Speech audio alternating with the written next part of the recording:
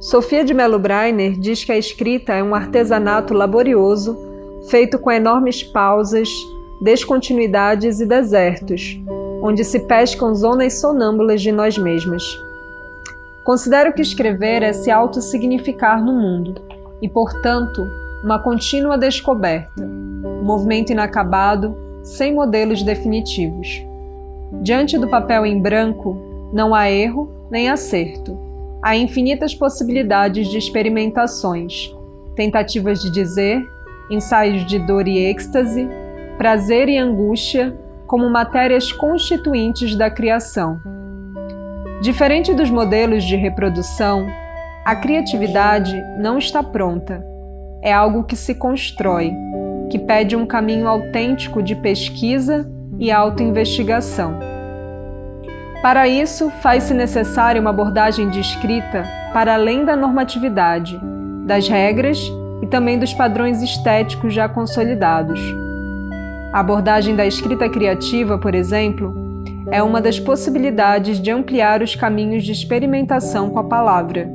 É uma perspectiva que tem ganhado cada vez mais espaço para pensar os novos sentidos da literatura. Dentre as diversas formas de mediar essa abordagem, eu desenvolvi o método Caminhos Poéticos da Escrita, que está intimamente ligado com a minha trajetória enquanto escritora. Nele eu apresento, digamos que, alguns passos que eu mesma percorri de autodescoberta, de desconstruções pautadas no ensino formal de aprendizagem com a escrita, de uma apropriação de uma poética pessoal. É um mergulho no meu livro Atravessa a Tua Viagem, um livro que foi elaborado a partir de escritos engavetados, onde nele eu condenso rasuras, condenso os erros, condenso os escritos que eu tanto rejeitei. Essa relação de construção, ela se torna emblemática dentro do livro, onde fazer literário ele se dá pela via não só da textualidade, é para além do campo da textualidade, é algo que envolve a subjetividade, envolve o tempo, envolve o maturar, envolve uma relação de proximidade com a escrita, tem a ver com as intuições também, com as vivências, tem a ver com o trato íntimo com a poética, com o poema, com a poesia. Eu diria que Caminhos Poéticos da Escrita é uma travessia com reflexões, onde eu aponto algumas rotas provocativas para adensar nesse campo da escrita enquanto criação e autopercepção. Eu vou utilizar alguns textos que existem no Atravessa a Tua Viagem e eles podem ser tomados como disparadores para pulsão literária, para criação e inspiração poética. O primeiro passo ressona com aquilo que o poeta Maxi Martins disse uma vez numa entrevista. Ele disse que todo poeta, toda poeta busca, ao escrever, um encontro com o silêncio.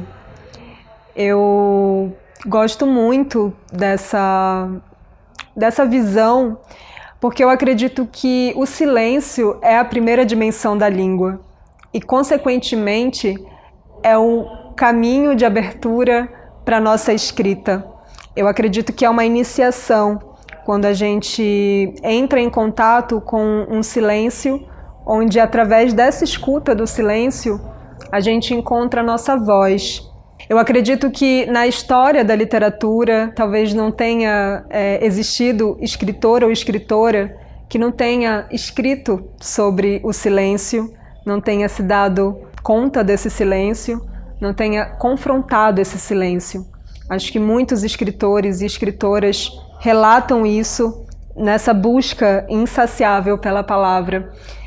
Linguagem, no seu princípio, é o desconhecido, é o silêncio, é o mistério. Sempre foi vista dessa maneira pelos antigos. E nesse poema, Cecília Meirelles diz assim: troca-te pelo desconhecido. Não vês que ele é maior? Não vês que ele não tem fim? Não vês que ele és tu mesmo? Tu que andas esquecido de ti? Desconfio que a arte poética, ela existe para nos relembrar dessa primeira escuta. Essa primeira escuta que, na verdade, é uma abertura para a nossa própria voz.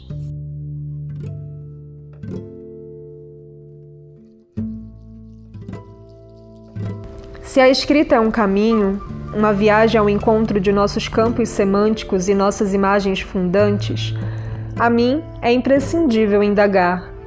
Nessa travessia, quem és tu quando partes? E no retorno, quem és tu?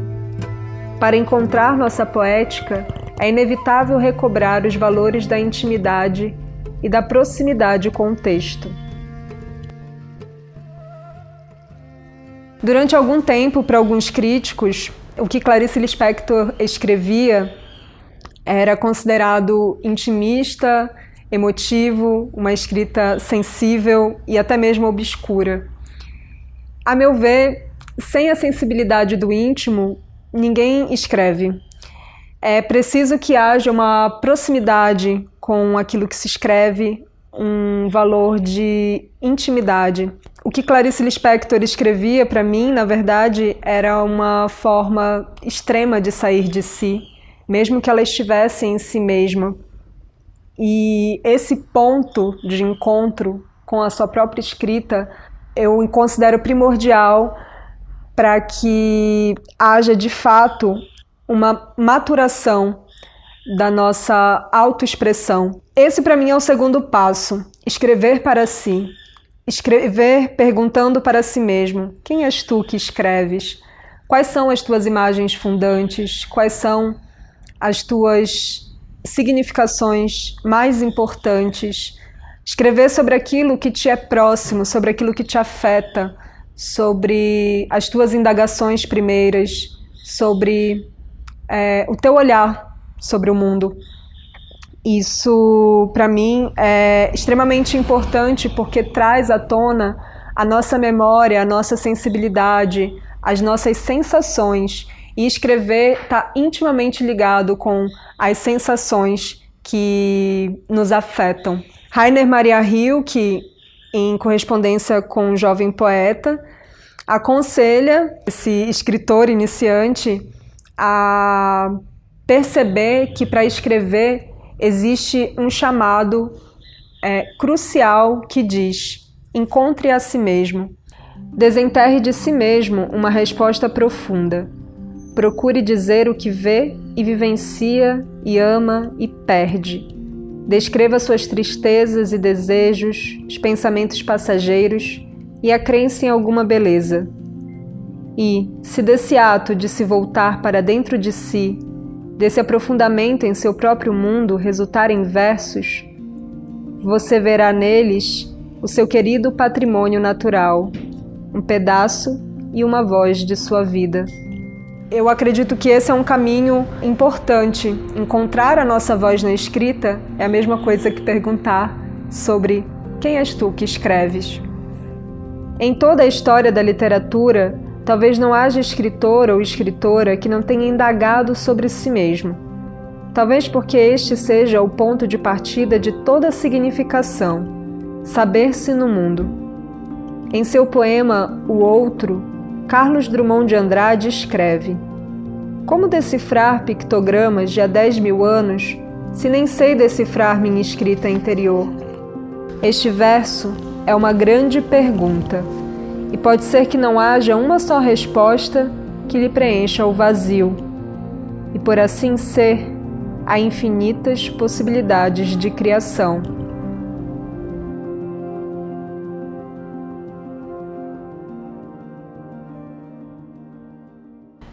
Como revelar que somos um rio por dentro? Como transbordar corrente abaixo, enchente acima? Quantas voltas, retornos, idas sem vindas também? Quantos naufrágios à margem da memória? Quantas águas afogamos para trás?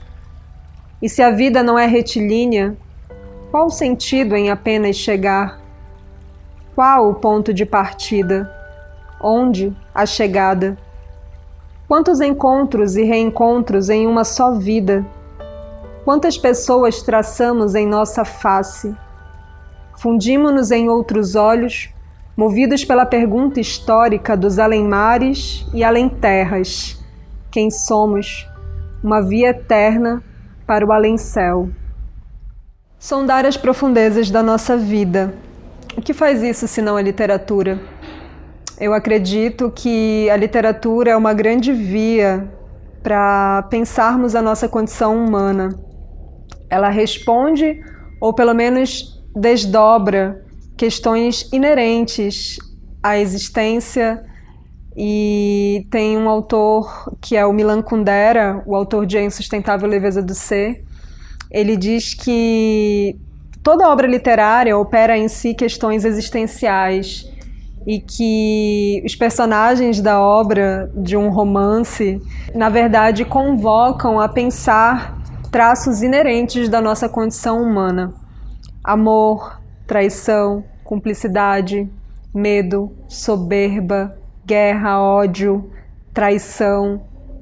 Tudo isso são caminhos, aberturas, pontes. Eu gosto de dizer que um terceiro passo para aprofundar na nossa escrita é ir ao encontro dessas questões essenciais que nos rondam. Eu gosto de chamar de perguntas essenciais. Essas perguntas essenciais, elas vão condensando uma tônica para a nossa escrita. Na verdade, elas são pontos de aberturas para que se possam desenvolver um caminho de construção com a escrita.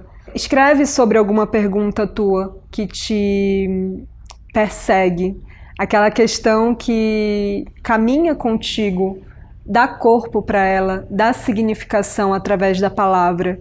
Acredito que as questões elas têm uma potência para multiplicar os campos semânticos.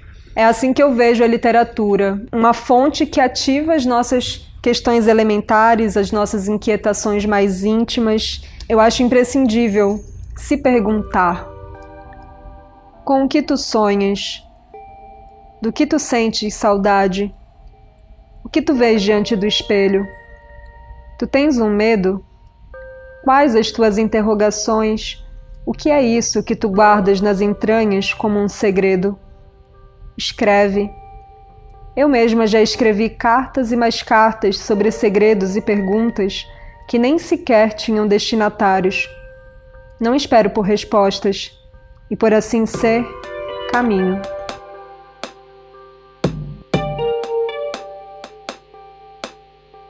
Últimas horas de sexta, 15 de maio de 2015. Caro amigo, engraçado. Tua carta me trouxe uma memória boa e longínqua, de um tempo em que eu escrevia para ninguém e sem porquê. Às vezes eu escolhia os destinatários a dedo, jogava minhas palavras a esmo só para contar dessas coisas que vemos e se fazem segredo quando não compartilhamos com ninguém. Sabe, quando eu era criança, sempre ouvia dizer que todo mundo guarda um segredo. E eu imaginava coisas absurdamente enigmáticas e misteriosas, ou então grandiosas e espetaculares. Eu chegava até a inventar segredos para que as coisas parecessem mais excitantes. Mas hoje, acredito que os segredos nada mais são que essas coisas que vemos na aurora do dia e se põem feito crepúsculos em nós. São aquelas coisas que a gente vê, mas que permanecem nas entrelinhas e só nós podemos senti-las. Já pensou quantos segredos acumulamos a cada esquina vazia que atravessamos, a cada rio fundo que pulamos, a cada terra molhada com cheiro de chuva que sentimos na face e, enfim, a cada pulso de vida?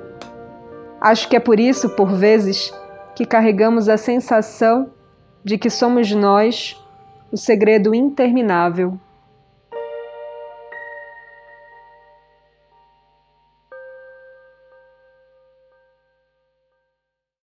Guardamos um tanto, acumulamos percepções que nascem na aurora do dia e se põem feito crepúsculo em nós. Eu gosto de dizer que assim como temos perguntas que nos perseguem, também existem palavras que nos rondam e que também nos perseguem.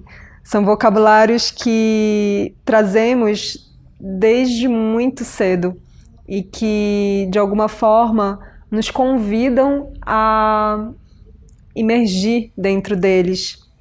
São palavras que nos perseguem. Otávio Paz diz que a criação consiste em trazer à luz palavras do nosso ser. Segundo ele, a metáfora é essa pluralidade da palavra significada em imagens. Ele diz que a metáfora é uma espécie de instrumento mágico. Tudo aquilo que toca, ela transforma em outra coisa, através da palavra. O Atravessa a Tua Viagem, por exemplo, é regido pela insígnia da palavra saudade.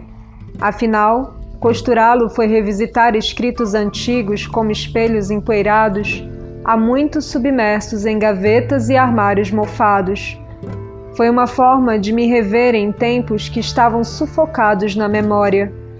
Uma tessitura que faz voltas e contornos às imagens da infância, às grafias afetivas, narrativas alinhavadas de sonhos esquecidos, poemas interrompidos e o amor pela metade. Tudo isso só pode ser invenção dessa palavra que nem sequer se traduz em outra língua. A saudade e o porto. O que me resta de poços fundos, de tamanha cavidade em meu coração, o que me resta é a saudade. Sem ela, não é nada solidão, navio sem âncora em tanto mar. Saudade sem solidão é rua vazia, e semelhante a ela, meus passos sem direção. É por isso que a saudade pede o porto, ou mais, a saudade é a porta, pois é ela quem traz o porto.